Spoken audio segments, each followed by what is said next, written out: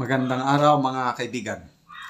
Gusto kong magbigay ng reaksyon sa pahayag ng isang respetadong political analyst na si Mr. Ronald Llamas na sa interview niya sa ANC with Karen Davila. Binanggit niya na ang mga Dutertes ay real threat sa presidency ni President Marcos Jr. Okay? So, pakinggan natin sandali yung interview bago ako magbigay ng reaksyon. They're now quite united. You have the former president, Sara Duterte, now in good terms with her father. The son, Baste Duterte, also speaking at that rally.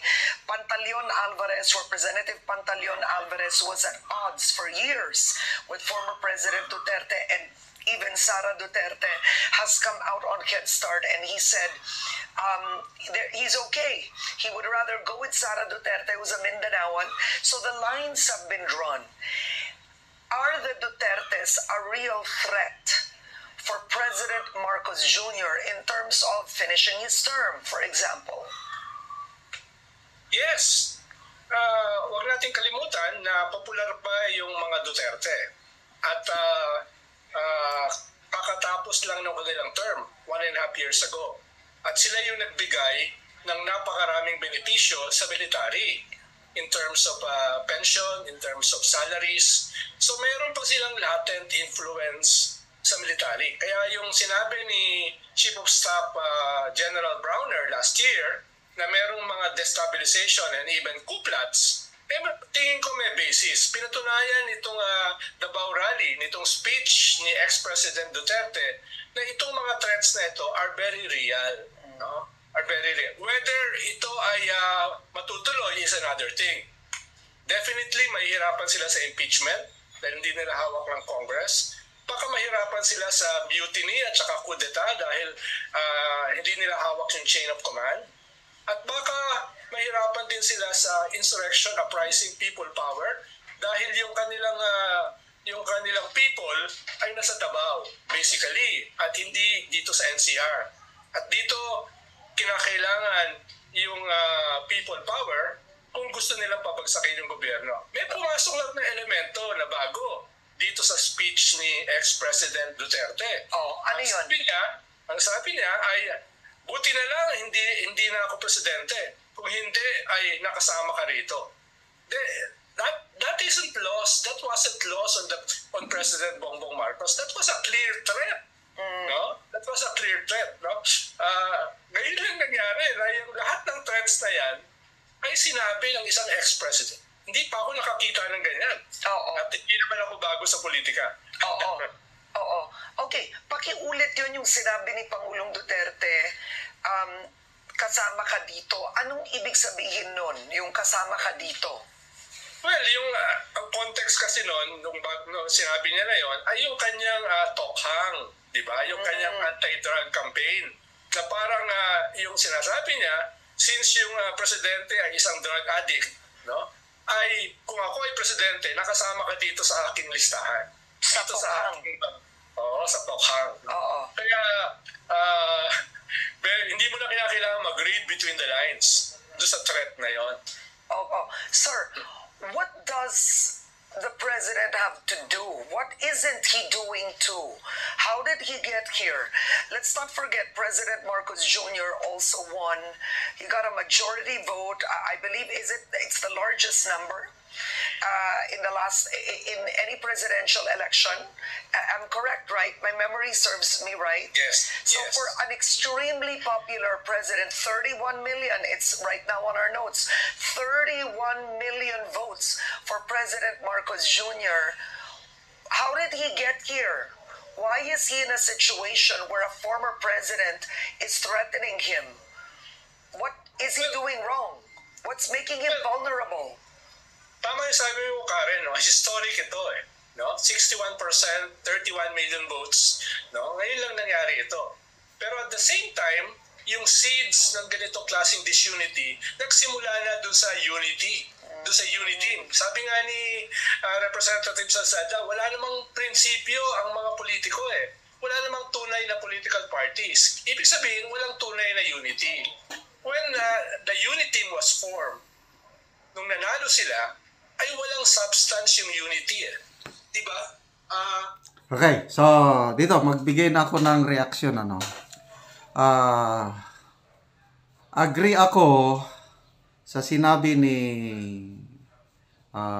Professor Llamas na may impluwensya pa ang mga Dutertes sa mga tao kasi one of the most loved president si President Duterte. So nakakabigla yung nangyari sa Davao Rally. Hindi ko inasahan na gano'n na mag-akusa ang dating presidente at nanawagan pang mag-resign.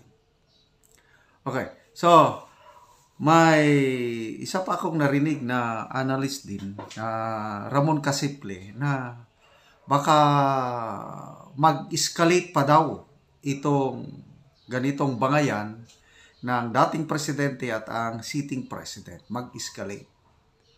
So, mabuti na lang at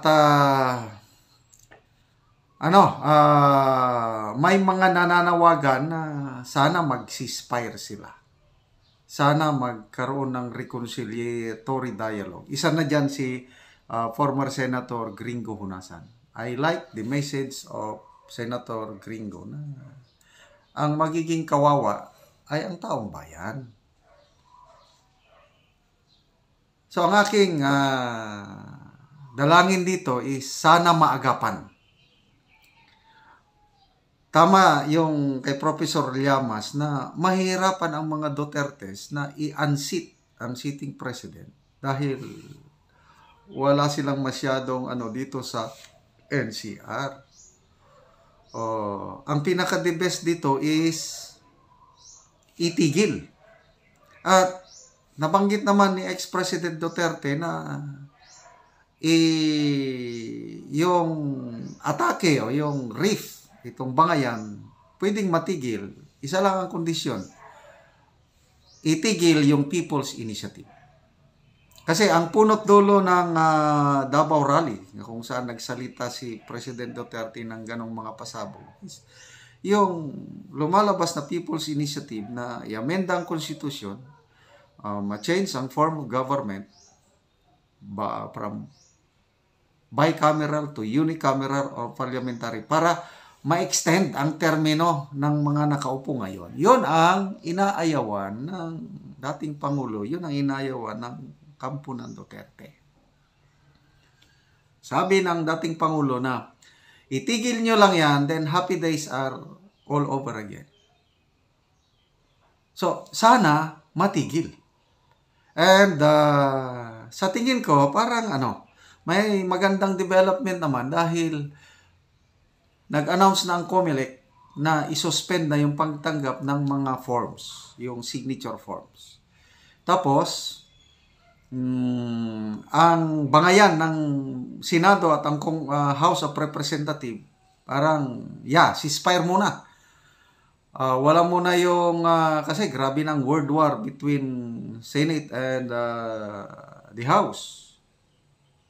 May mga statement ng mga senador nga trabaho muna at i-focus na lang sa economic provision. Sana tuluyan ng itigil ang People's Initiative na magpapalawig ng termino ng mga nakaupo ngayon na baka wala ng election sa 2025 hanggang 2028, magiging prime minister na yung mga gustong mag-prime minister, di talagang lapastangan sa konstitusyon. Hindi pwede yun. Okay? So, ako, nananalangin ako na matigil itong bangayan ng dalawang kampo kasi sayang yung unit team nila May pag-asa pa bang masalbar ang unit team? I don't know.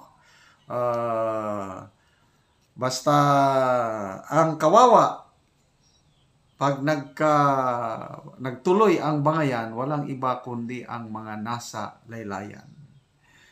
Sana i-focus na lang nila ang debate, ang atensyon sa pagpapababa ng mga presyo, food production, creating jobs, para naman talagang bayan babangon muli. Yun ang pangarap ng bawat Pilipino. Sana yun ang pangarap din ng administrasyong ito, na hindi na yung political objective lang na palawigin ang kanilang pag-stay and power.